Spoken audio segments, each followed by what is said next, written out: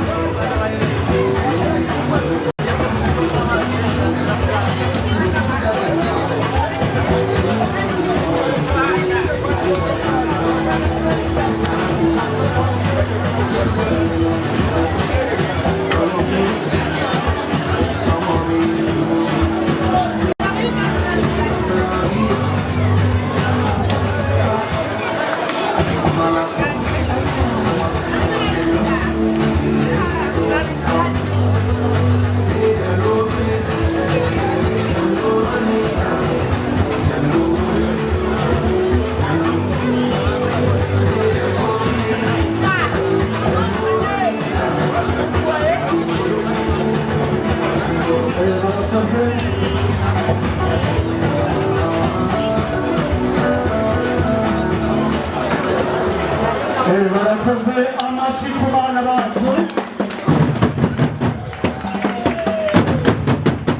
Barakoze. Imivugira ku murongo wa megabyte 2025. Aya makuru mwayateguriwe na Duftimane Epifani yamfatanyije na bagenzi banjye. Anakiza Bineza Anne. Dore ingingo z'ingenzi amakuru yacu ari buze kwibandaho. Turaza kubabwira ko ishuri ribanza ryitiriwe Bikira Mariya Mwamikazi wa Fatima kuri uyu wa gatanu tariki 2/5/2025 ryishije yubile imyaka 25 rimaze rishinzwe. Turaza no kubabwira ko bamwe mu banyeshuri biga mu ishuri ryitiriwe Bikira Mariya Mwamikazi wa Fatima bishimira kuba baragize amahirwe yo kwiga mu ishuri ribanza ryitiriwe Bikira Mariya Mwamikazi wa Fatima. Turaza no kubabwira amateka yaranze ishuri ribanza ryitiriwe Bikira Mariya Mwamikazi wa Fatima kuva ryashingwa. Naho hanze y'u Rwanda turaza kubabwira ko dutangiye n'amakuru yacu. Ishuri ribanza ryitiriwe Mwamikazi wa Fatima tariki ya 2/5/2025 tujuje yubile y'imyaka 25 rimaze rishinzwe. Uyu muhango ukaba waburiwe n'igitambo cy'Ukarisitiya cyahimbazwa na Nyiricyubahiro Musenyeri Vincent Habimana, umushumba wa Diyoseze ya Ruhengeri, akikijwe n'abasaseridoti bo muri Paruwasi Katedrali ya Ruhengeri. Muri misa kandi yatangiye saa 4 za mu gitondo. Muri misa kandi yatanzwemo amasakaramentu atandukanye: batisimo, Ukarisitiya, ugukomezwa no gushyingirwa. N'abantu batandukanye. Imisa kandi yajemo n'abantu batandukanye aribo abasaseridoti, abihayimana n'abayobozi bo mu nzego zitandukanye n'ababyeyi barerera mu ishuri ribanza ryitiriwe Mwamikazi wa Fatima. Iyi misa kandi yaranzwe n'ibyishimo, aho babonaga abanyeshuri bishimye kandi banezerewe. Arakiza Louis Pole, Radio Fatima.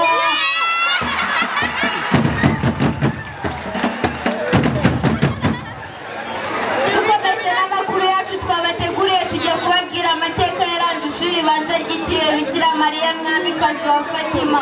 Ishuri ribanza ryitiriwe Bikira Mariya Mwamikazi wa Fatima ryatangiye rifite ibyumba by'amashuri 8 n'abarimu 8.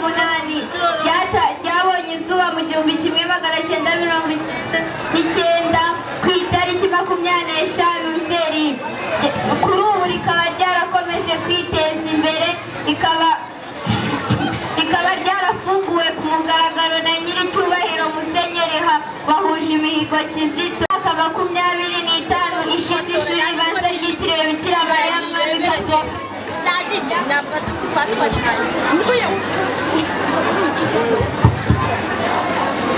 mu myaka 25 ishize ishuri ribanza ryitiriwe Bikira Mariya Mwamikazi wa Fatima ryakomeje kwiteza imbere mu myaka 25 ishize, rikaba ryarafunguwe Kizito umushumba wa Diyoseze Katolika ya Ruhengeri. Ubu iryo shuri rikaba ryarakomeje kwiteza imbere mu myaka 25 ishize, rikaba igihumbi n'ijana n'icyenda. Kugeza ubu nubwo imibare yahindutse ariko ubucucike buracyari bwose. Dufite Imana Epifaniya, Radio Fatima. Dukomeje n'amakuru twabateguriye, umunyamakuru wacu yagiranye n'ikiganiro n'abanyeshuri ba Centre Scolaire Notre Dame de Fatima bagaragaza amarangamutima yabo. Mukama Frank ati: ndashimira ubuyobozi bwa Centre Scolaire Notre Dame de Fatima, Chef Directrice Niyompamvu Petronile. Ndamushimira ko yamfashije nkagaruka mu ishuri akanyigisha kubana n'abandi neza, akantoza no gusenga. Ndashimira leta y'u Rwanda yo yashyizeho gahunda yo gufatira ifunguro ku ishuri kuko bituma twiga neza bikana umunyarwanda. Ikiganiro n'umunyeshuri witwa Aganze Queen, numva ko nawe yatubwiye. Nakoze kumva ijambo, amazina yanjye banyita Aganze Queen Horagiana. Itangira muri iki kigo cyari gisa nabi, none ubu namwe nk'uko mubibona ahari ibyo ndanditse amapave, nta busitani twari dufite, tukaba tubikesha ubuyobozi bwiza bw'ikigo cyacu burangajwe imbere na Directrice Niyompamvu Petronile. Murakoze. Dukomeje n'amakuru hanze y'u Rwanda, mu cyumweru gishize Vatikani mu Butaliyani humvikanye inkuru y'akababaro y'urupfu rwa nyir'ubutungane Papa Francis, akaba yaratabarutse afite imyaka 88. Imana ikomeze imutuze haheza. Uwineza Anne, Radio Fatima. Abo tutatangiranye aya makuru dore ingingo z'ingenzi amakuru yacu yibanzeho. Twababwiye ko ishuri ribanza ryitiriwe Bikira Mariya Mwamikazi wa Fatima kuri wa gatanu tariki 2 z'ukwa gatanu 2025 ryijihije yubile y'imyaka 20 maze rishinzwe. Twanababwiye amateka yaranze ishuri ribanza ryitiriwe Mwamikazi wa Fatima. Naho kandi twababwiye ibintu byinshi byashimishije abanyeshuri biga mu ishuri ribanza ryitiriwe Bikira Mariya Mwamikazi wa Fatima. Mu mahanga twavuze ku rupfu rwa nyir'ubutungane Papa Francisco. Aya makuru mwayagezwagaho na Duftimana Epifaniya yamfatanyije na bagenzi banjye Anakiza Ruhipora, Uwineza Anne. Mugire umunsi mwiza. amashumeti abana barakoze, bigaragara ko abana batojwe.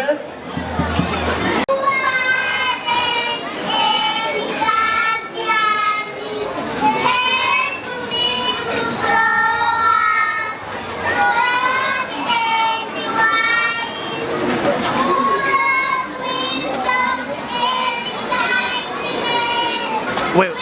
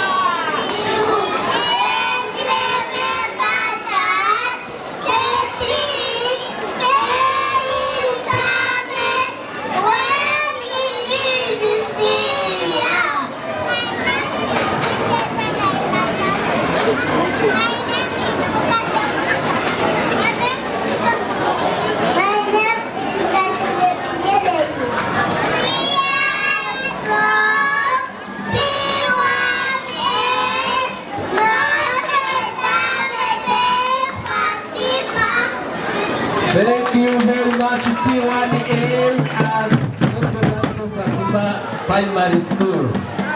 Rahma Shina Channel.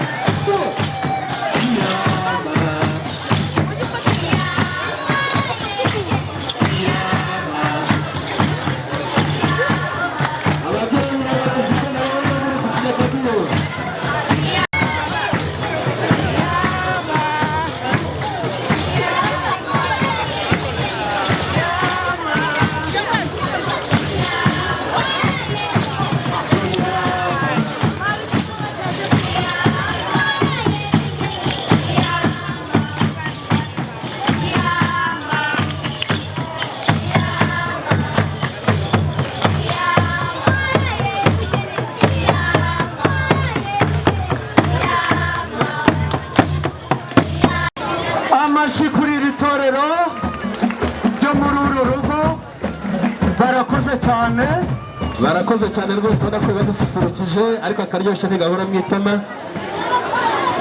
ibyo ari byo byose nyiricyubahiro musenyeri mubitwemereye hari umwana witwa Eva nawe wateguye umuvugo yakwegera imbura gahunda yo guhabwa seritifika. abahanzi bagira ubutumwa batanga mu bihangano byabo. Umuvugo shuriba igicumbi cya mizero ubuvandimwe n'amahoro kanguka yewe usinzire usanga abasangirangendo basigasira isura ya Kristo n'abarezi beza bazamu bazamura ishuri cyane reba byacyariye abanyarwanda ariko munyemerere tujye mbakura ku bivanga bitavanye basusurutse mbabwire nti natwe turangamiye ishuri cyacu n'ibigicumbi cya mizero ubuvandimwe n'amahoro ndareba baneze amatwi nabibaza impamvu turangamira Kristo igisubizo kindi hafi cyane nasomye pe Kristo niwe soko ya mizero ubuvandimwe n'amahoro.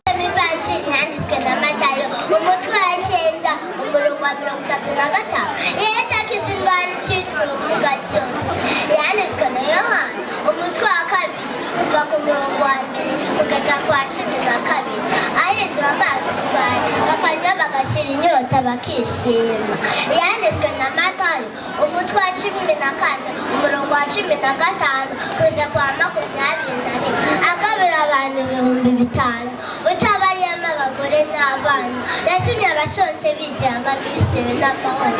Yohana umutwe wa 11 Yesu asura gusa yabereye amizero Mariya na Marita aragaza umuvandimwe 2:33 nuko Yesu yamavuga avuga ati dawe bababarire kuko batazi icyo bakora ibi bitangana n'ibindi ntarondora bitwereka ko Yesu ari we soko ya mizero ubuvandimwe n'amahoro natwe tumwigane maze ishuri ryacu ribe igicumbi cya mizero ubuvandimwe n'amahoro.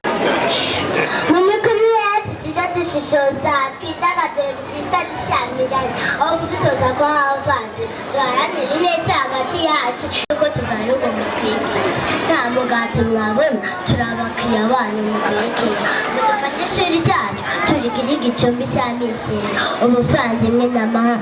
Yesu nshuti y'abana yaragize ati numureke abana bansange kiliziya gatolika mu gutanga uburere buhamye irera umwana ushoboye kandi ushobotse yubaka amashuri menshi bitoza abana maze natwe turangamire Kristo ishuri ryacu ribe igicumbi cya mizero ubuvandimwe n'amahoro. Imisigara hafi yongabira mu Rwanda ntitwayiheje inkuru nziza n'ivanjili bimaze kwimakaza by'umwihariko muri diyosezi yacu ya Rulindo amashuri gatolika niyo yatanzwe ari ku isonga mu kurangamira Kristo amashuri yayo yagize igicumbi cya mizero ubuvandimwe n'amahoro.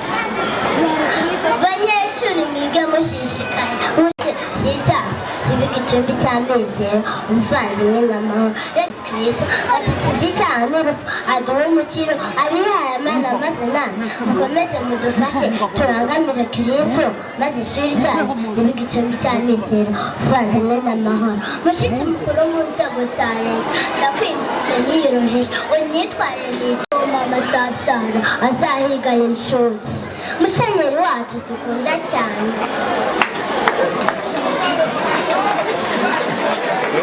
Amashyi menshi cyane.